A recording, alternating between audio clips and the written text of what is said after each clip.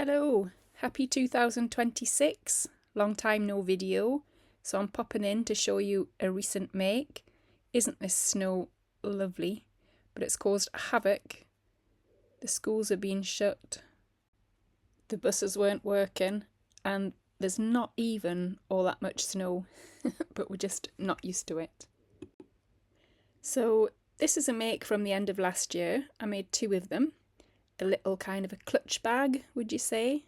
There's a pocket on the inside, a pocket on the outside. It's made from scraps of denim and quilting material, and it's 3 blocks of courthouse steps for the flap. And this is the second one, made with 100% reclaimed materials, still the magnetic clasp, the pocket inside, pocket outside. And instead of doing courthouse steps, I did log cabin for this one. And I just don't feel like I've gone to the end of the exploration with these little clutches. I just want to see what else I can do with it.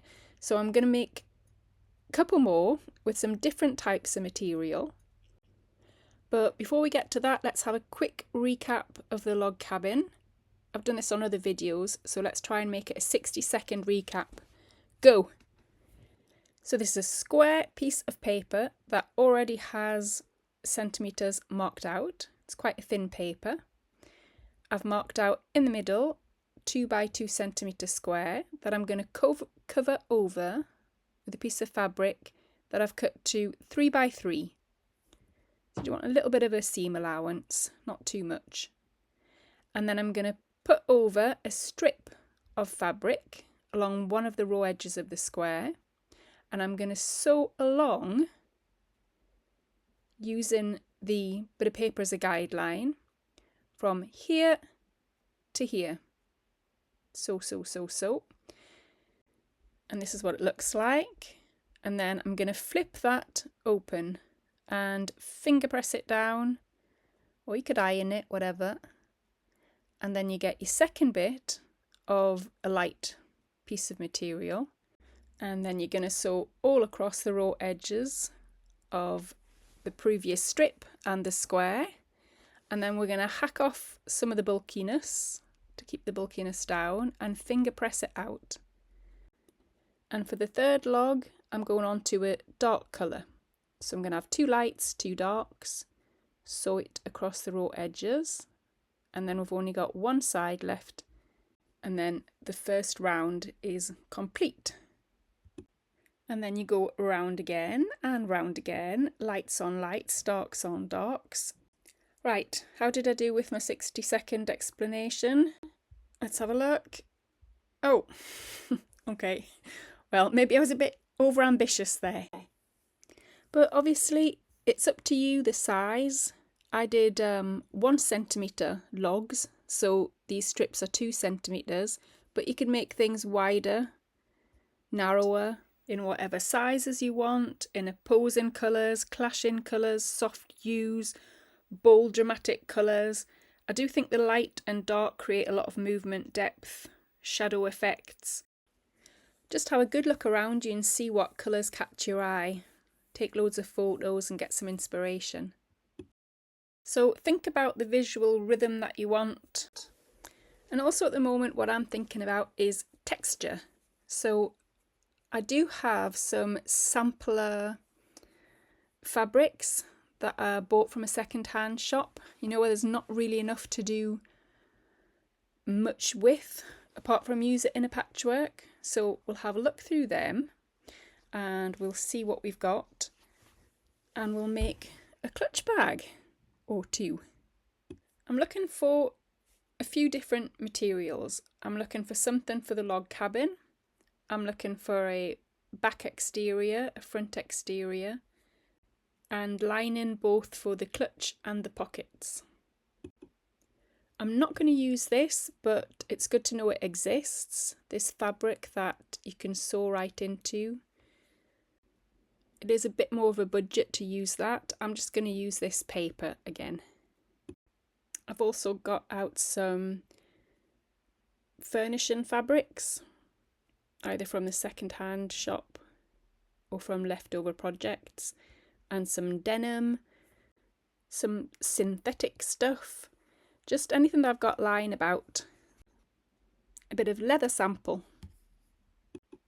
some mattress ticking, and this really nice scrap fabric, again from the second-hand place. Really nice stuff from the second-hand place.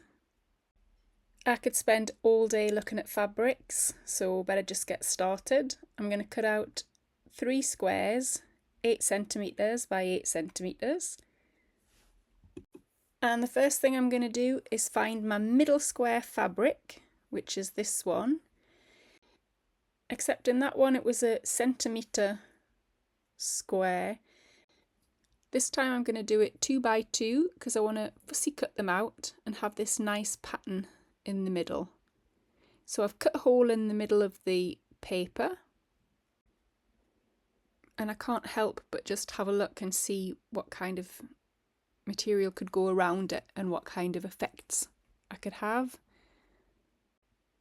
Usually I'd flip the paper over and sew on the other side, but because I'm finding it hard to see with the hole I've cut in the middle, I'm going to draw a line using that gridded paper as a guide, and that's my sewing line.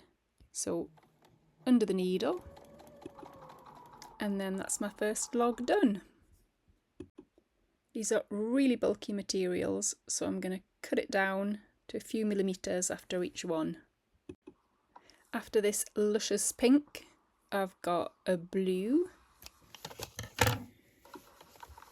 and then after that this crushed velvet green that I'm really liking too. Then round and round, thoroughly enjoying myself, and we'll see what I came up with in the end. So this is a finished square with a bit of all sorts in, a bit of fluff, a bit of velvet, some kind of fake leather thing, and then because you just can't stop, I did a second one that was supposed to be more muted colours, a bit more kind of soft and calm. But rather than having lights on one side, darks on the other, I've got blue on one side and green on the other. So I'm going to stitch these 3 log cabins together as a strip, and then I'm going to find another piece of fabric that can make a border. I'm going to go for a 2 centimetre border all the way around the log cabins. So I really give myself a big seam allowance, so I had a lot to play with. Then I got rid of the paper on the back. It'll either just rip off, or you could give it a spritz with water and it just rubs off. And then iron it all flat. Then the last thing to do with the flap is to measure it and make a pattern. So it's really simple, it's just a rectangle, but I decided to make 2 of my sides curved, so I just drew around a curvy thing. And it's easier just to have a pattern to mark out where you're going to put your magnetic clasp, and to draw out your lining fabric. So this is what I'm going to use for a lining fabric. I'm marking the middle because this is where I'm going to put my magnetic clasp. Then right sides together, pin it all. I've left a centimetre seam allowance, and I'm going to go around 3 of the edges. I'm leaving the top open so I can turn it right side out, and also so I can put in the magnetic clasp. Give it a good press, cut off all the bulky bits, and then we're going to put in the magnetic clasp. I've marked out where I wanted it, so it was in the middle and about 3 centimetres up. And if you haven't used a magnetic clasp before, why not? Because they're super simple. They look really classy, they're so easy, and they fasten really well. So they come in 4 bits. There's an innie and an outie, magnetic part, and then there's 2 discs for the back. So you mark on your fabric where you want to put it, and you get a seam ripper and make a tiny little hole, just enough that you can push your metal bars through. And once they're through, you can put the little disc on the back and then bend over those metal bars with some scissors or something. Secure it all in place. They bend really easily. And that's it. You do the same for the other side, and Bob's your uncle. Doesn't that make you happy? It does me. So for the second one, I ironed in some of this interfacing to make it a bit stronger. And I did exactly the same thing, except I wanted to put some sort of edging, like something to give a little pop of either colour or texture. And I decided on this piping. I sewed it onto the lining first, and then I sewed the back and the fronts together in the same way, and this is what it looks like.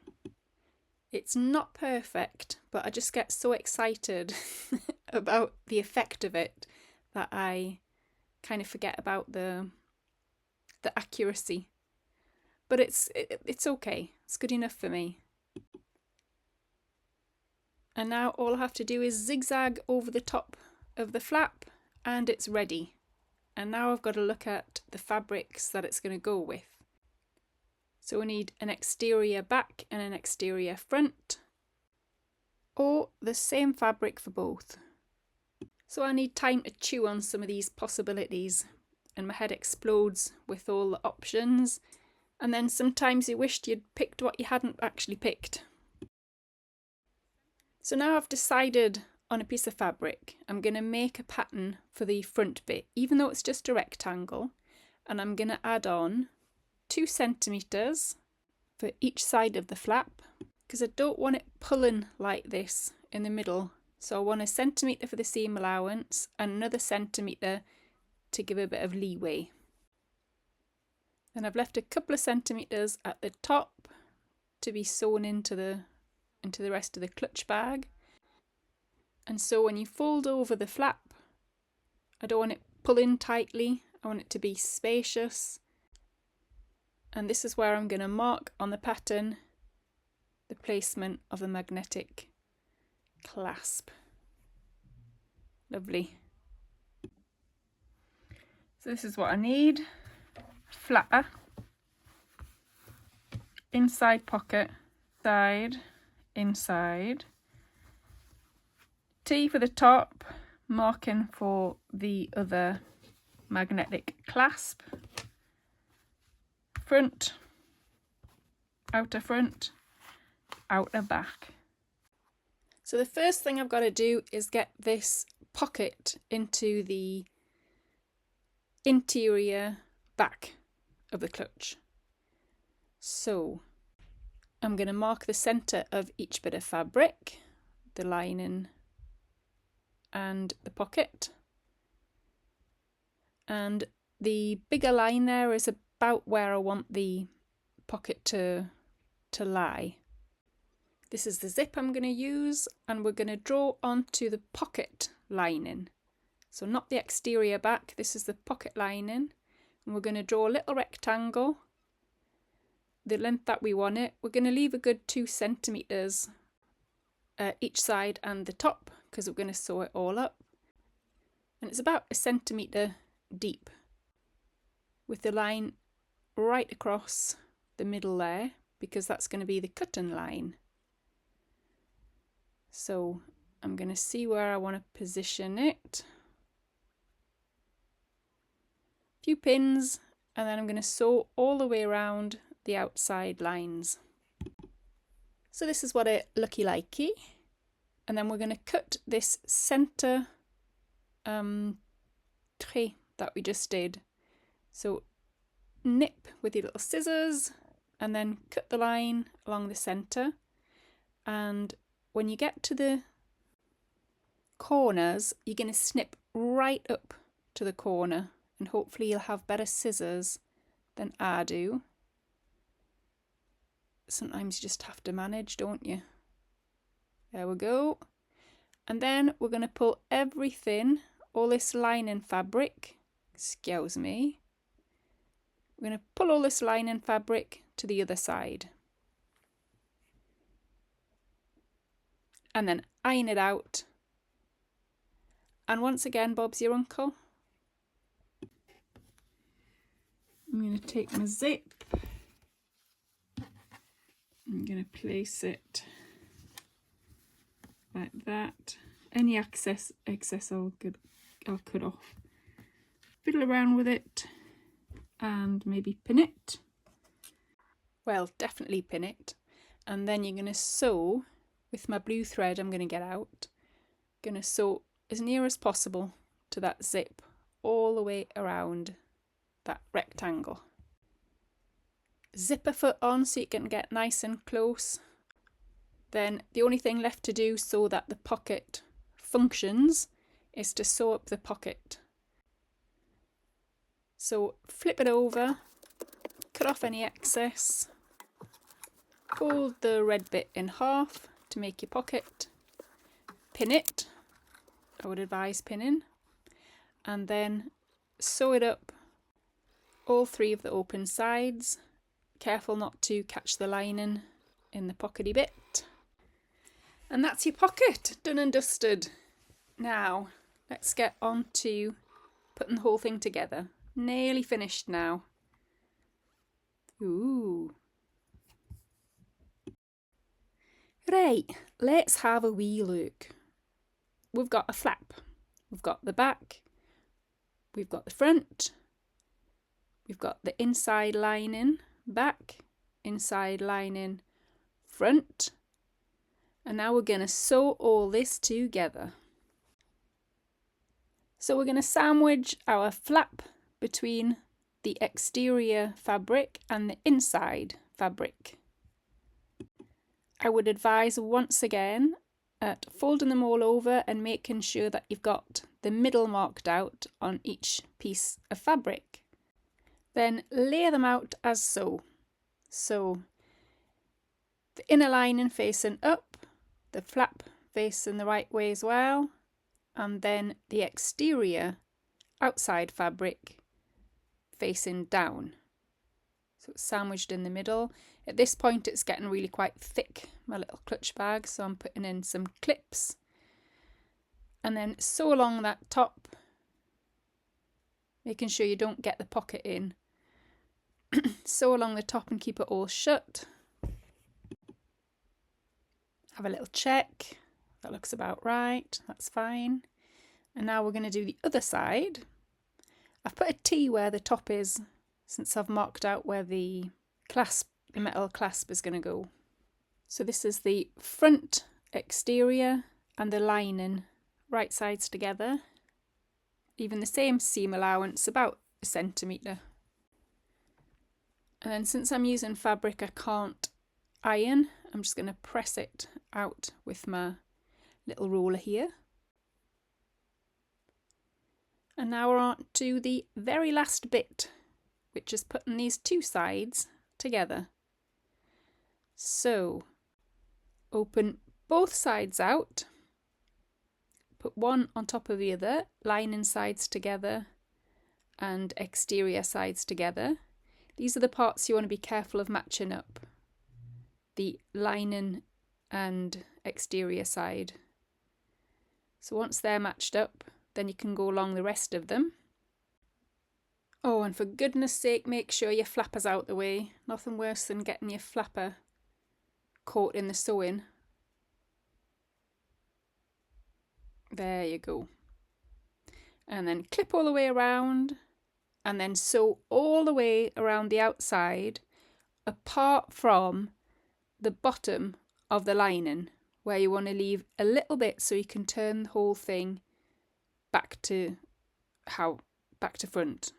So from here to here, you're either not going to stitch, or you're going to stitch on a really big stitch, like a 5, that you can just cut open again. See what I mean?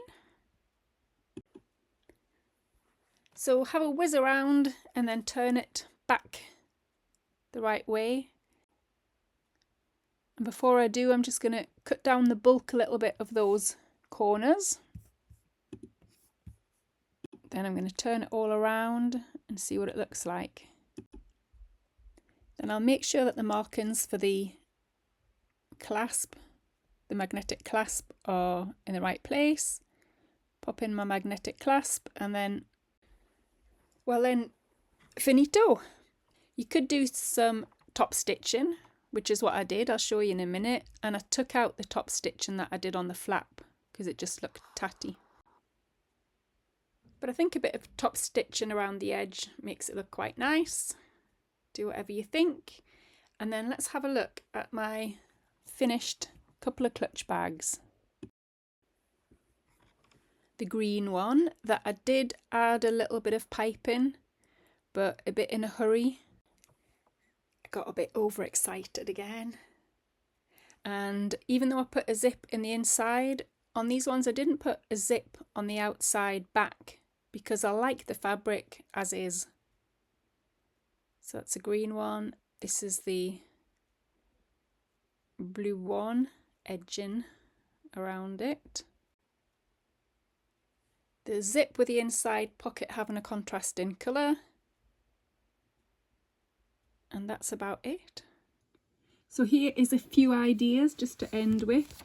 This one I did stripes, and instead of light and dark I did the circle effect. Here I was having an experiment with what do you call that, you know, stretchy fabrics, and I stuffed it. It's an idea that I might get into more. That's completely with thicker fabrics.